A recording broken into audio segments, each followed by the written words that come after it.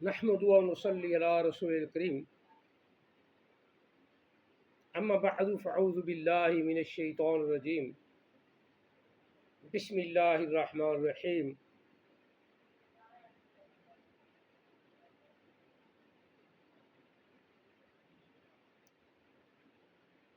ما کان محمد ابا احد من رجالکم ولکن رسول اللہ وخاتم النبیین وکان اللہ بکل شیء علیما۔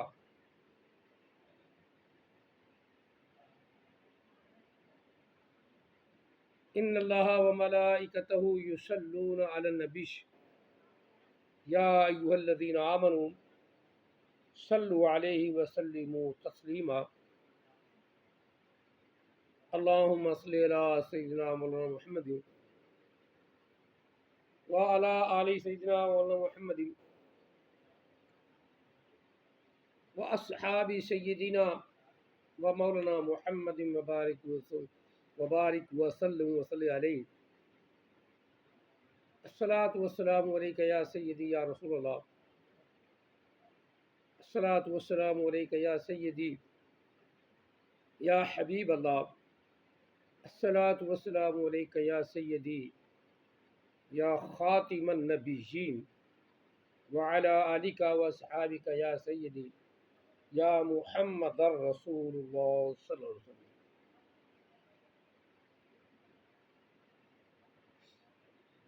تقاریر تو آپ بہت اچھے علماء کرام کی سنتے رہتے ہیں،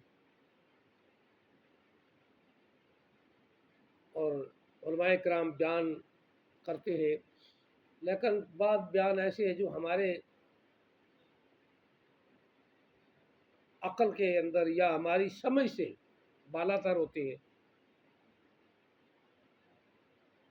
بعض دفعہ علماء کرام وہی عالم دین اس طرح بات کو سمجھاتا ہے جس طرح ایک چھوٹا سا بچہ ہو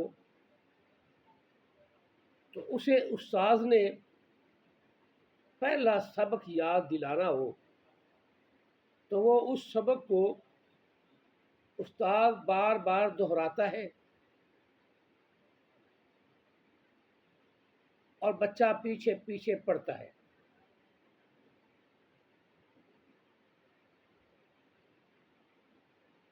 ایک دن نہیں، 2 دن نہیں، 3 دن نہیں، 4 دن نہیں، 5 دن نہیں، وہی سبق جو بچے کو سمجھایا جاتا ہے وہ 5ویں دن مکمل طور پہ یاد ہو جاتا ہے اس کو۔ بالکل پکی بات ہے۔ آپ اپنے بچوں سے، اللہ تعالیٰ ہمارے بچوں کو نیک اور صالح فرمائے، اپنے بچوں کو آزما کے دیکھ لیں۔ اگر آپ کی دلچسپی ہے نا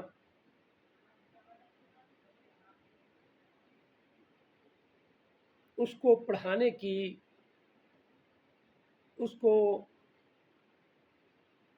سبق یاد کروانے کی، تو آپ اسے استاد کے پاس لے جاتے ہیں جس کو آپ محسوس کرتے ہیں کہ یہ مجھ سے اعلیٰ اس کو پڑھائے گا، یہ مجھ سے اعلیٰ اس میرے بچے کو پڑھائے گا، تو پھر اس کے پاس لے جاتے ہیں۔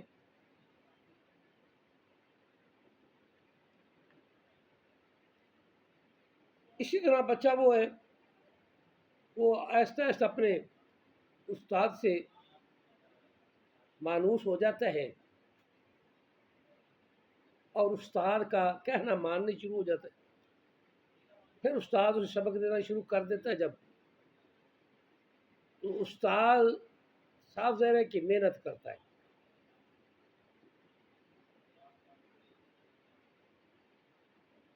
اور استاد نے جو محنت کی ہے اس میں والدین تھوڑا سا حصہ ملا دینا،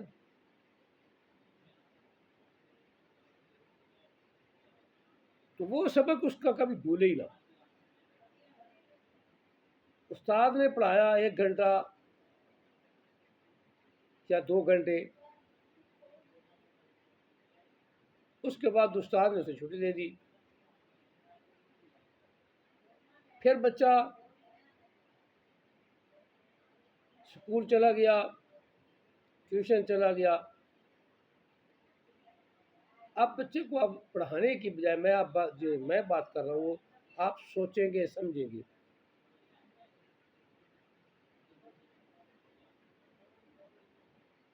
وہی سبق جو استاد نے پڑھایا اس کو آپ دہراتے جائیں. اس کو ایسا کہ میرے بچے میرے بیٹے میرے پیچھے پڑھتا رہے. آپ اسے اپنے پیچھے کوئی سبق بھی ہے, بہتر ہے قرآن پاک کا سبق ہو, حفظ کرانا ہو, یہ زیادہ موضوع چیزیں ہیں. باقی تو استاد کیا معاشرے سے, عوام سے آدمی سیکھ لیتا ہے. بچے جب زیادہ آتے ہیں وہ اپنی کیا کہتے ہیں جماعت والوں کے ساتھ بیٹھ اٹھ کے ساتھ وہ کافی سیکھ جاتا ہے. ذہین بچے چھوٹے بچوں کو, دوسرے بچوں کو, کلاس فیلو کو یاد کروا دیتے ہیں.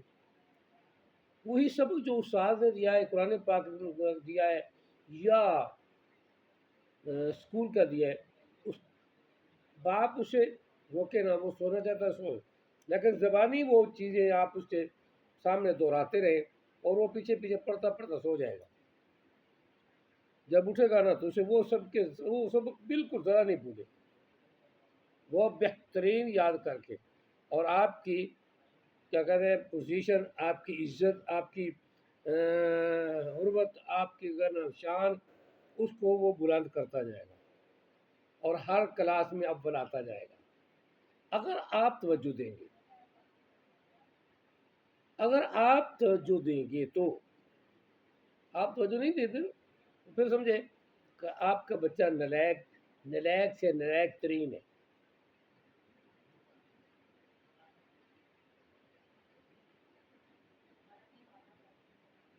اب بات چونکہ ہو رہی ہے کہ عوام کی, مسلمانوں کی, نبی علیہ السلام سے محبت کرنے والوں کی. نبی علیہ السلام نے جو اللہ نے آپ کو علم دیا, قرآن دیا یا فرمان دیا, وہ نبی علیہ السلام نے صحابہ کرام کو, جن کو شوق تھا,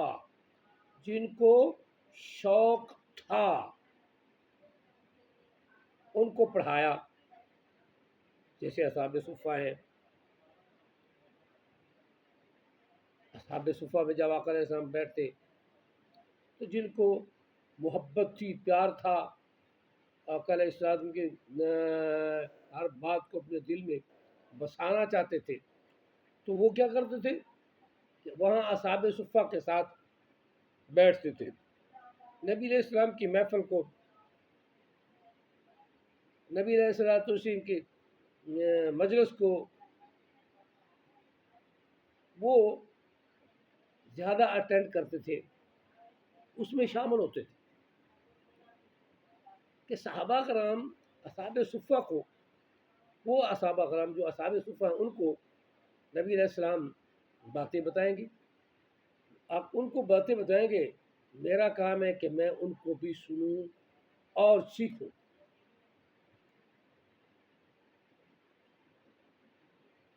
اب اگلی بات کرتے ہیں, یہ بات مکمل ہو گئی. نبی علیہ السلام کے پاس حدیث بخاری میں بھی, مسلم میں بھی, ایک عورت آتی ہے, وہ عرض کرتی ہے کہ یا رسول اللہ صلی اللہ علیہ وسلم, میں آپ سے کچھ باتیں پوچھنا چاہتی ہوں, تو مجھے کوئی ٹائم دیں, میں کسی وقت آپ کے پاس آ کر وہ باتیں پوچھوں. نبی علیہ السلام ارشاد فرماتے ہیں کہ کل آ جانا یا پرسوں آ جانا یا ہفتے بعد آ جانا، میں بتاؤں گی، میں بتاؤں گا۔ تو وہ مائی صاحبہ صحابیہ عرض کرنے لگی یا رسول اللہ صلی اللہ علیہ وآلہ وسلم، میں آپ کو نہ پاؤں تو، میں آپ کو نہ پاؤں تو کیا کروں؟ قربان جو آقا علیہ السلام کی شان پہ، علم تو دیا نا، علم یہی تو علم ہے، اور جس علم پہ خود علم سکھانے والے کو بھی بھروسہ ہو، آیا آیا آیا، بات سمجھنے کی کوشش کریں، علم سکھانے والے کو، علم سیکھنے والے کو، دونوں کو بھروسہ ہو کہ یہ علم ان کے پاس پہنچا ہے۔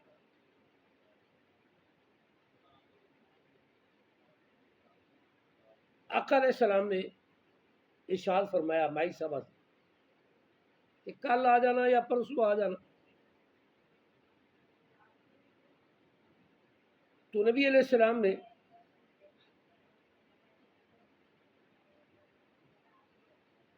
ارشاد فرمایا کہ کل یا پرسوں آ جانا۔ اس نے عرض کیا یا رسول اللہ آپ کو میں نہ پاؤں تو، آپ کو میں نہ پاؤں تو پھر کیا کروں؟ آپ یہاں مجھے نہ ملے تو فرمایا صدیق سے ایک بات پوچھ لینا، وہ بات، وہ مسئلہ، وہ جو مشکل ہے جو میں نے حل کرنی ہے، وہ آپ کی صدیق حل کر دے گا، وہ مسئلہ آپ کا صدیق حل کر دے گا، وہ بات آپ کو صدیق صحیح بتا دے گا۔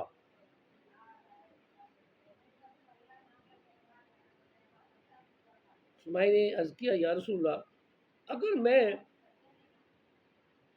صدیق کو بھی نہ پا سکوں تو، یہ تو والی بات جو ہے نا وہ ذہن میں رکھ، ان کو بھی نہ پا سکوں تو، ان کو بھی نہ پا سکوں تو نبی علیہ السلام نے ارشاد فرمایا کہ اس کے بعد عمر سے پوچھ لینا۔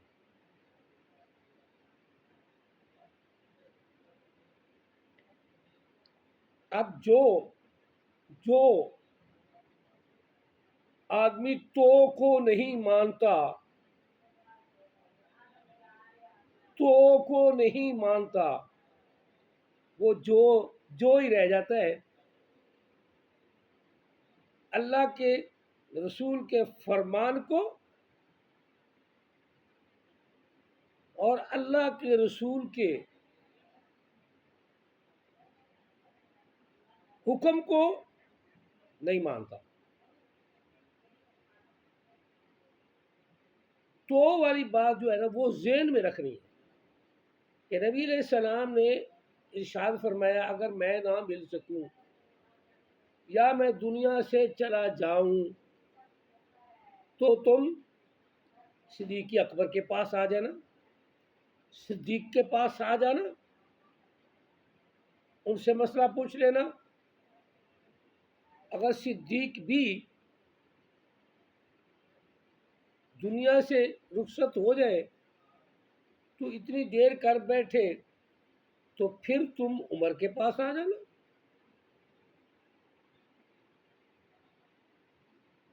وہ مائی صاحبہ بہت خوش ہوئی تو چلی گئی۔ اب آئیں یا نہیں آئیں اس کا ذکر کوئی نہیں، لیکن بات کہنے کی یہ کہ نبی علیہ السلام نے صدیق کو کہا کہ میرے بعد صدیق خلیفہ ہوگا، پہلا امام صدیق ہوگا، پہلا امام صدیق ہوگا۔ یہ باقی جو ہے نا باتیں ہم ہے نا، ہم بریلوی، ہم حضرت علی رضی اللہ عنہ کو امام مانتے ہیں، پہلا نہیں چوتھا، جو خلیفہ تھا اس وقت کے دور میں وہی امام تھا، جو امام تھا وہی خلیفہ تھا، جو آقا علیہ السلام کا مصلی مدینے میں سنبھالتا تھا وہی امام بنتا تھا۔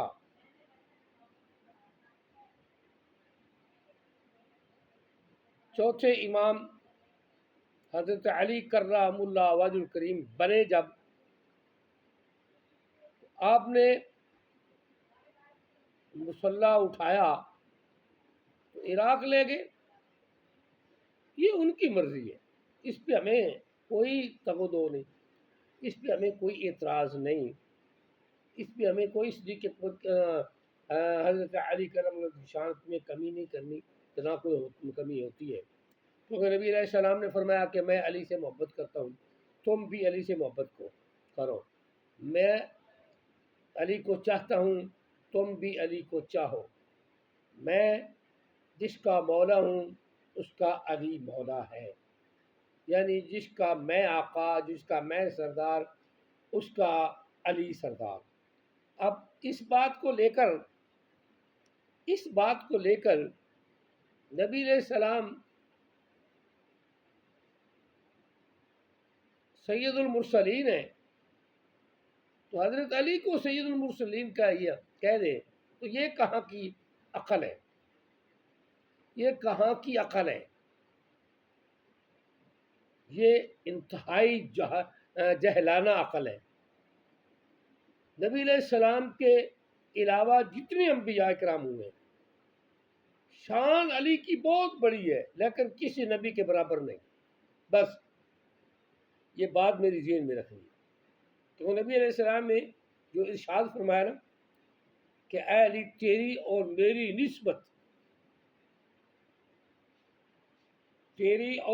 نسبت ایسی ہے جیسے ہارون علیہ السلام کی موسیٰ علیہ السلام کے ساتھ تھی، یا موسیٰ علیہ السلام کی نسبت ہارون علیہ السلام کے ساتھ تھی، یعنی اس طرح وہ آپس میں سگے بھائی ہیں، تو میرا سگا بھائی ہے، تو میرا جسم ہے، تو میرا خون ہے، تو میرا گوشت ہے، بالکل اس میں کوئی شک ہی نہیں، لیکن میرے بعد کوئی نبی نہیں، تو نبوت کا دعویٰ نہ کر دینا، جو نبی بلکہ نعوذ باللہ من ذالک اس نے تو علی کو خدا کہنا شروع کر دیا، نقل کفر نہ شد، کس نے نعوذ باللہ من ذالک کوکب الدری فی فضائل علی، انہوں نے وہ سنیوں کی طرف منسوب کیا ہوا ہے، سنیوں کی طرف ایسے منسوب کر دیا، جو کوئی گند شند ہوتے نا وہ سنیوں کی طرف منسوب ہو جاتی ہے، اور جو کفری عقل میں وہ سنیوں کی طرف منسوب کہتے ہیں، کوکب الدری فی فضائل علی میں کہتے ہیں خدا جو ہے وہ علی کے تابع ہے، لعنت اللہ علی القاذب، لعنت اللہ علی القاذب، لعنت اللہ علی القاذب۔ نبی علیہ السلام کا فرمان سیدھا، وہ تو مانتے نہیں تم، نبی علیہ السلام نے اپنی موجودگی میں امام کس کو بنایا، کس کے لیے کو فرمایا کہ جاؤ علی، جاؤ فضل، صدیق کو کہو کہ وہ نماز پڑھائے، ان تینوں میں سے کوئی ایک ہی کیا ہوگا نا، حضرت عباس رضی اللہ تعالیٰ عنہ، حضرت فضل عباس کے بیٹے رضی اللہ تعالیٰ عنہ، حضرت علی کرم اللہ وجہ کریم، تینوں میں سے کوئی ایک ہی تو کیا ہوگا نا جس نے پیغام دیا ہوگا آقا علیہ السلام کا، تینوں تو وہی موجود تھے، چوتھا تو موجود ہی نہیں۔ اپنی کتابیں تشریح نکال کے دیکھیں، عورتوں نے تھوڑا بھاگ پڑنا تھا، نہ تو صدیقہ نے جانا تھا، عائشہ صدیقہ آقا علیہ السلام کو اپنے گود میں لیے بیٹھی ہیں، بار بار عرض کریں گے رسول اللہ، صدیق کا تو دل بڑا نرم ہے، وہ یہ بات سن کے رونے لگ پڑیں گے، تو نبی علیہ السلام نے فرمایا کہ تم یوسف والی ہو، یہ بات شیعوں کو بڑی یاد ہے، یہ بات بڑی یاد ہے کہ ان کے نبی علیہ السلام نے یوسف والی کہہ دیا، جس کو مرضی کے آپ آقا علیہ السلام نے آخری دم جو نکلا وہ عائشہ صدیقہ کی گود میں نکلا۔ آقا علیہ السلام نے جو وفات پائی ہے وہ عائشہ صدیقہ کی گود میں پائی ہے۔ جب مرضی جتنے مرضی ٹیلے لگا لو، تو جتنے مرضی ٹیل لگا لو، لانتے لنگے جتنی مرضی لے لو، خدا کی لے لو، رسول کی لے لو، آقا علیہ السلام عائشہ صدیقہ سے اتنے راضی تھے، اتنے راضی تھے، اتنے راضی تھے کہ ان کی گود میں ہی جان دے دی،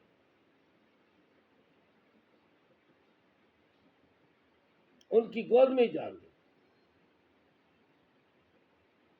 اس لیے پتہ نہیں ان کو کساڑ کس چیز کا ہے، لانتے ایسے ہی لیتے رہتے ہیں۔ عائشہ صدیقہ وہ بیوی ہے آقا علیہ السلام کی، آخری مرتبہ نبی علیہ السلام کو مسواک بھی چبا کے دے رہی ہیں، تو نبی علیہ السلام عائشہ صدیقہ کا جھوٹا مسواک کی اپنے منہ میں لے کے مسواک کر رہے ہیں۔ یہ عائشہ صدیقہ رضی اللہ عنہا کی شان ہے۔ دوسرا نہ کوئی مانے تو وہ بے ایمان ہے، پکا بے ایمان۔ جو عائشہ صدیقہ کو برا کہتے ہیں نا، وہ پکا بے ایمان، اس میں کوئی شک والی بات ہی نہیں رہتی۔ واقعہ تو میں آپ کے میری روزہ میں کتے بھونکے گئے، بھونکے عائشہ صدیقہ کی شان میں تو کوئی نہیں فرق آیا۔ یہ تو نہیں کہ نبی علیہ السلام نے کہ وہ کفر کر بیٹھے، وہ اسلام سے نکل جائے گی۔ یہ تو انہوں نے علی کو اختیار دیا کہ وہ طلاق دے دے، علی کو اختیار دے دیا کہ مرنے کے بعد آقا علیہ السلام دنیا سے چلے گئے ہیں، وفات پا گئے ہیں، ریلت فرما گئے ہیں یا وصال فرما گئے ہیں۔ وصال کا معنی ملنا ہوتا ہے، اللہ سے جا کے ملے، اللہ سے مل گئے۔ اللہ کے ملنے کے بعد جو باتیں آقا علیہ السلام نے کہی تھی وہ ساری مانتے نہیں مانتے۔ نبی علیہ السلام نے آخری حدیث بیان کرتا ہوں، جب امام حسن کو اپنے پاس بٹھا کر منبر پر امام حسن رضی اللہ تعالی عنہ کے کمر مبارک پر